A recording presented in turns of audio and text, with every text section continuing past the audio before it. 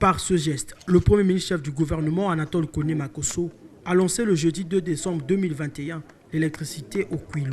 Un moment à inscrire en lettres d'or dans les annales lorsqu'il s'agira de conter l'histoire de l'électrification de Luango, chef-lieu du département et ses environs. Grand témoin de l'électrification du Kwilu, les populations de Luango n'ont pas retenu leur joie et ont remercié le président de la République, Denis Sassou Nguesso. J'ai le plaisir pour féliciter monsieur le président de la République. Il nous a fait le courant dans le village. Vraiment, c'est bon. Pendant longtemps, on est resté dans l'obscurité.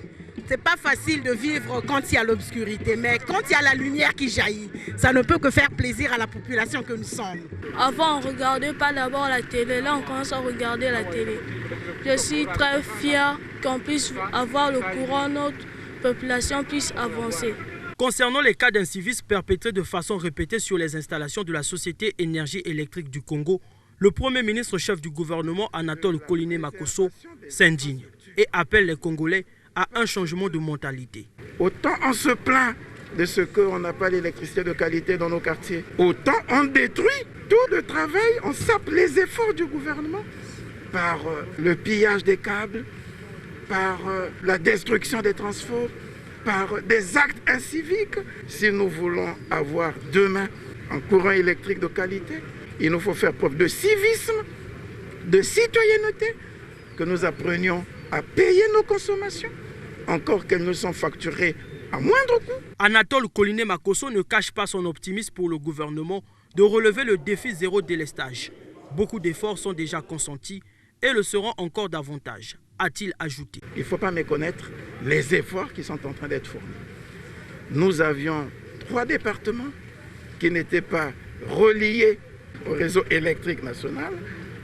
Il nous en reste 2. Il reste, je crois, la cuvette ouest et la Likwala. La cuvette ouest, c'est aussi un engagement qui a été pris.